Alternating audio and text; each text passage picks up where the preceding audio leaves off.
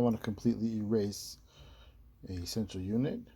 From my phone, the first thing I should do is go to Menu, My Places, Edit, and remove the home that I want to erase, just so that I won't have any issues later on if I try to reconnect to it.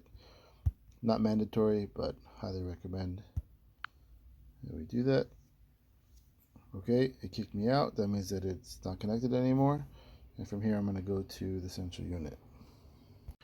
After I remove the home from My Places, if I want to reset the entire central unit, I'm going to take a pin or safety pin or paperclip or anything like that. I'm going to go on the same side as the SD and the USB slots. There's a small hole. I'll take a pin, I'll put it in there for approximately 5 seconds.